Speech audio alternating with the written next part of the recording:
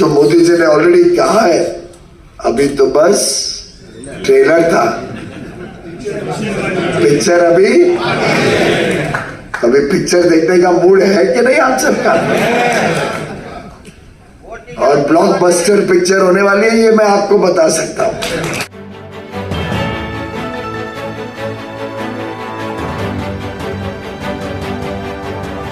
आप देख रहे हैं प्रवासी संदेश।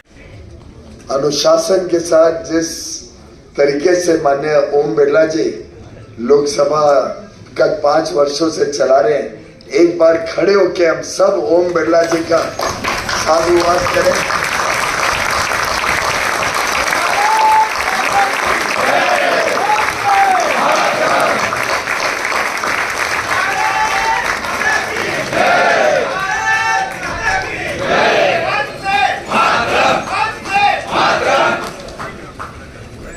माननीय पीपी चौधरी जी, जिनके साथ मैंने केंद्रीय मंत्रिमंडल में काम किया, पाली से हमारे सांसद,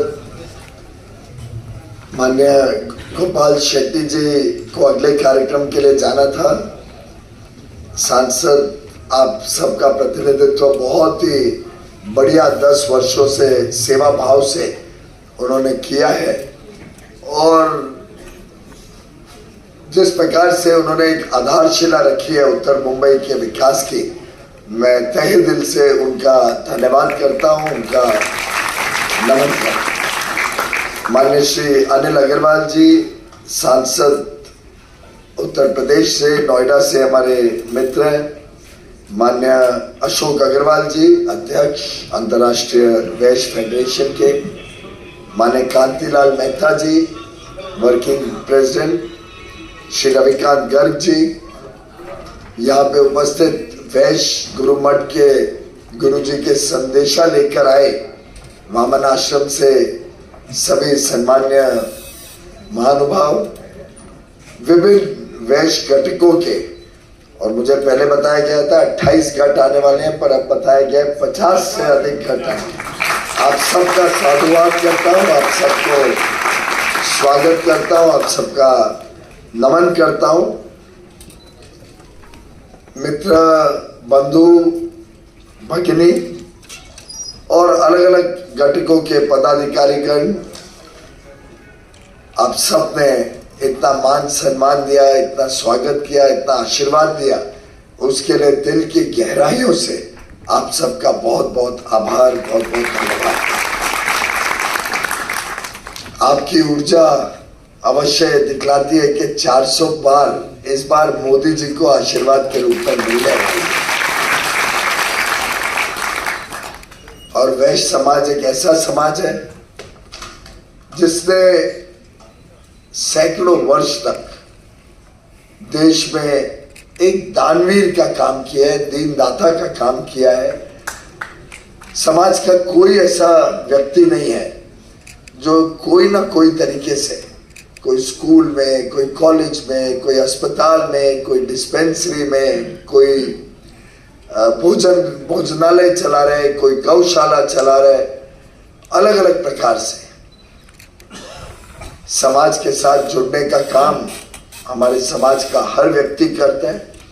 छोटे बड़े रूप में देने का काम, समाज को लौटाने का काम, जो इस समाज की विशेषता है।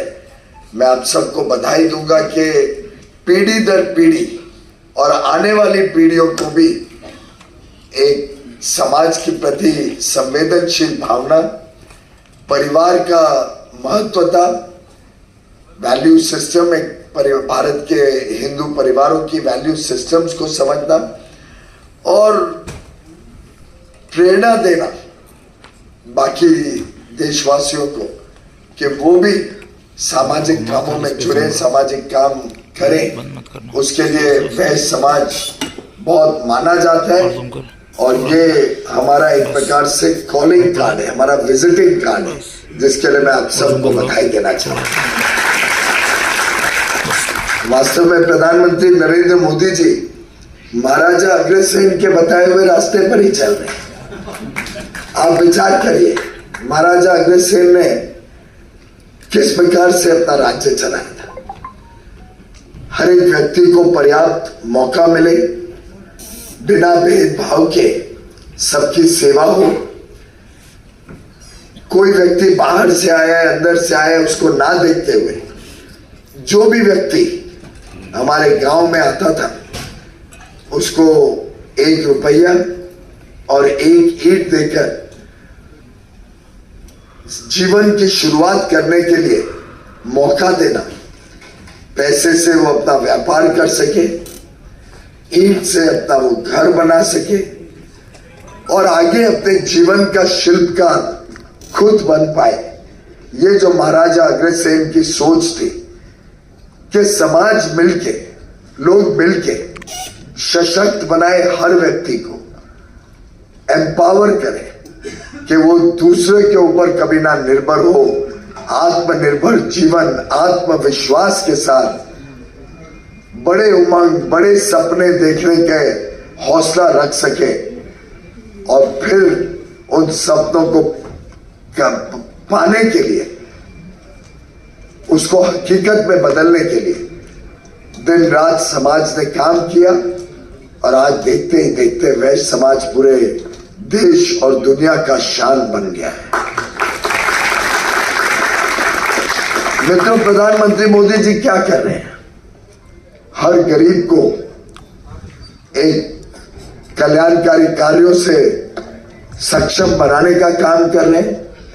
रोटी, कपड़ा, मकान, स्वास्थ्य, शिक्षा, बिजली मिले घर में, डिजिटल कनेक्टिविटी हो, एलपीजी गैस सिलेंडर का कनेक्शन हो, पानी घर तक पहुंचे, जल जीवन मिशन के तहत नल से जल हर घर तक पहुंचे। हमारी नारी शक्ति को एक प्रकार से सम्मान और विश्वास दिलाने का काम किया। 11 करोड़ देश में टॉयलेट बनाना, इज्जत घर बनाना, ये एक उच्च सोच के व्यक्ति का ही काम हो सकता है, जिसने स्वयं गरीबी में जीवन बिताया, जिसने देखा कि माता बहनों को बिना शौचालय के क्या तकलीफ होती, माँ दिन रात चूल्हे पे खाना बनाए तो कैसे जीवन कठिन होता है, नदी तक जाके पानी लाना पड़े या नहाने जाना पड़े, अथवा स्कूल में एक किताब खरीदने के लिए केटल में चाय बेच बेच के रेल यात्रियों को 2 पैसे जोड़ के किताब खरीद के अपनी शिक्षा ले पाए। ऐसा बालक नरेंद्र ने आज पूरे देश में हर गरीब की चिंता की, बिना भेदभाव चिंता की, सारे समाज को साथ में जोड़ा। 80 करोड़ लोगों को मुफ्त में अनाज देना, 55 करोड़ लोगों को मुफ्त में आयुष्मान भारत से स्वास्थ्य सेवा देना और आगे चल के आगे भी चलने वाला है। साथ में 70 वर्ष की आयु से जितने लोग 70 वर्ष की आयु से ज्यादा उम्र के हैं, अब उन सबको भी आयुष्मान में जोड़ा जाएगा। उनको भी 5 लाख रुपए की मुफ्त स्वास्थ्य सेवाएं मिलेंगी।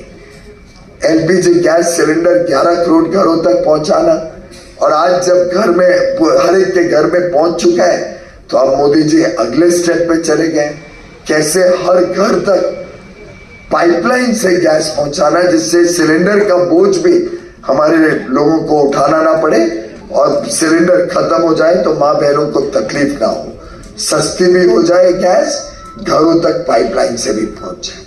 4 करोड़ गरीब से गरीब परिवारों को एक अंत्योदय की भावना से, कि समाज में गरीब से गरीब लोगों को भी अच्छा जीवन मिले। 4 करोड़ गरीबों को पक्का घर दिलाना, जिसमें गैस सिलेंडर भी है, शौचालय भी है, रसोई घर भी है, नल से जल भी है, डिजिटल कनेक्टिविटी भी है, बिजली भी है।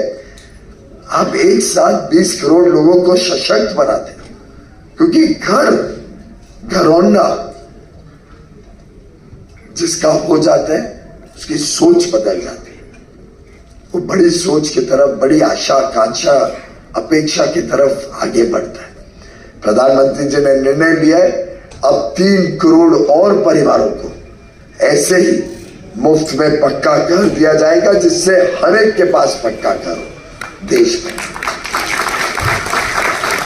हमारे जो झुग्गी झोपड़ियां हैं, स्लम्स हैं, बस्तियां हैं, उनमें भी पुनर्वास करके, रिहैबिलिटेशन करके, रीडेवलप करके जहां वो आज बसे हैं वहीं पर उनको एक पक्का घर मिले, ये भी प्रधानमंत्री मोदी जी ने निर्णय लिया है। ये है मोदी की गारंटी, और मोदी की गारंटी यानी गारंटी पूरी होने का भी गारंटी साथ में आती है। ये मैं मित्रों इससे बता रहा हूं कि 20 मई को मुंबई में चुनाव होने जा रहे हैं। प्रधानमंत्री जी ने एक ऐसी आधारशिला रखी है जो देश के लिए अब विकसित भारत बनाने के लिए 140 करोड़ लोगों को तैयार किया है। जैसे हम बिल्डिंग बनाते हैं, कोई वास्तु बनाते हैं, कोई अग्रसेन भवन बनाते हैं, कोई अस्पताल, स्कूल, घर बनाते हैं, पहले तो खड्डा खोदते हैं ना, खड्डा खोद के सब गंदगी निकालनी पड़ती है। पहले निकालते हो कि नहीं?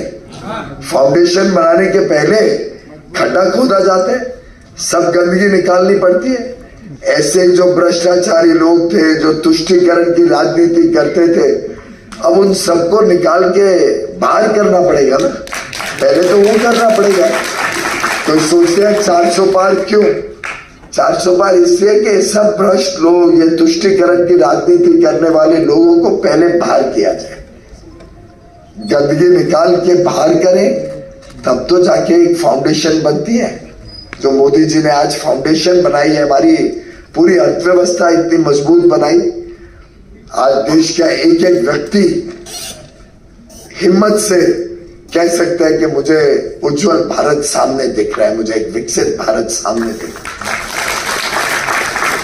आज हमारा पासपोर्ट लेके कोई दुनिया में किधर भी चले जाओ, क्या इज्जत, मान, सम्मान मिलती है? कभी आज से पहले ऐसी मिली है?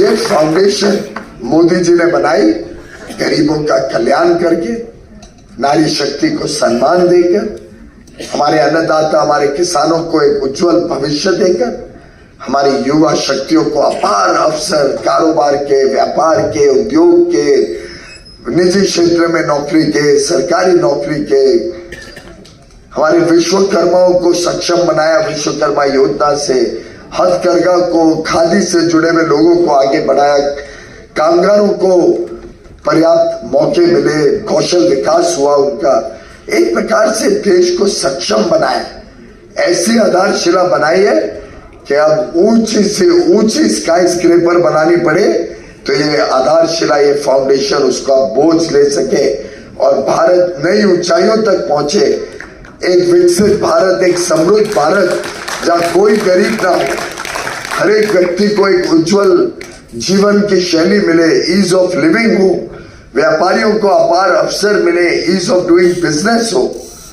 और जब देश की अर्थव्यवस्था बढ़ती है, देश में डिमांड बढ़ती है, गरीब आदमी के सपने बड़े होते हैं, छोटे टीवी से बड़ा टीवी चाहिए, छोटे घर से बड़ा घर चाहिए, घर में अच्छे कपड़े चाहिए, अच्छे ज्वारात चाहिए, तो स्वाभाविक रूप से उसका सीधा लाभ व्यापार को मिलता है।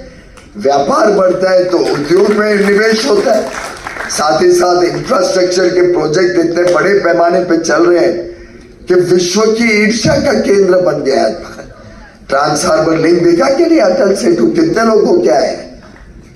अब आप लोग यहाँ पे दूर रहते हो, उत्तर मुंबई में, शायद आपको पता ही नहीं, इतना बढ़िया अटल सेतु अब पूरे मेन लैंड को हमारे आइलैंड सिटी से जोड़कर मुंबई का विस्तार इतना बड़ा हो जाए, उसको सुनिश्चित किया मोदी जी और फडणवीस जी ने। कोस्टल रोड हमारे यहां तक, घर तक आएगी। आप 35 मिनट में यहां से नरीमन पॉइंट और 20 मिनट में वहां से सीधा पनवेल के रास्ते पे पहुंच जाओ। ये कल्पना करके मोदी जी और एकनाथ शिंदे, फडणवीस, अजीत पवार की सरकार डबल इंजन से मुंबई का कायाकल्प कर रही है। आपने देख, आजकल थोड़ी दिक्कत होती होगी, पर शॉर्ट टर्म पेन लेके ही तो लॉन्ग टर्म गेन होता है ना। मुंबई में न्यूयॉर्क से ज्यादा मेट्रो होंगे, हमारी सब रोड्स सीमेंट कंक्रीट के हो जाएंगे। वर्षों वर्षों से जो प्रदूषण, सुएज, ड्रेनेज हमारे समुद्र को खराब कर रहा था, वो ट्रीट होके जाएगा। मैं इससे सब बता रहा हूं कि मुझे बताया गया यहाँ समाज के नेता बैठे। अब नेता का काम है कि ये बातें अपने पूरे घटक में अपने लोगों तक पहुंचाए। और अगर हम सब ये काम जिम्मेदारी से करते हैं तो जो राजेश शर्मा जी ने अभी जिम्मेदारी हम सबको दी है 20 मई के लिए, हमारे पास अलग अलग सोसाइटीज बनी हुई है। हाँ, आप सब भगवान के आशीर्वाद से सक्षम है, आप सबको भगवान ने अच्छा जीवन दिया है, तो आप सब ने अपने नाम रजिस्टर करने पड़ेंगे, लिख के देना पड़ेगा कि मैं धीरज खंडेलवाल में ये 4 बिल्डिंग्स मेरी जिम्मेदारी है। मुझे इलेक्शन की लिस्ट को ये लिस्ट देके मैं एक एक घर पे जाऊंगा, मैं एक एक से संपर्क करूंगा। आज वो मैं तो प्रचार कर रहा हूँ, प्रचार फेरियों में जा रहा हूँ, पूरी कॉन्स्टिट्यूएंसी, और ये सब बड़ी कॉन्स्टिट्यूएंसी आप सब जानते हैं, कवर करने की कोशिश कर रहा हूँ, हर व्यक्ति तक पहुंचने की कोशिश कर रहा हूँ। पर मित्रों, ये जिम्मेदारी जब तक हम सामूहिक रूप से नहीं लें, जब तक मेरा पूरा समाज साथ में मिलकर आशीर्वाद ना दे, जब तक आप में से एक एक दिग्गज व्यक्ति अपना फोन उठा के लोगों तक संपर्क ना करे, उनको समझाए नहीं कि ये एक मौका है मोदी जी को और मजबूती देने का, मोदी जी को यहाँ से आशीर्वाद पहुंचाने का, मोदी जी को भी लगे कि उत्तर मुंबई के लोग पूरे 100% ताकत लगाकर मोदी जी को इतना सम्मान भेजे, इतना आशीर्वाद भेजे कि आगे आने वाले 5 सालों में जो मोदी जी ने ऑलरेडी कहा है, अभी तो बस ट्रेलर था, पिक्चर अभी पिक्चर देखने का मूड है कि नहीं आप सबका? और ब्लॉकबस्टर पिक्चर होने वाली है, ये मैं आपको बता सकता हूं।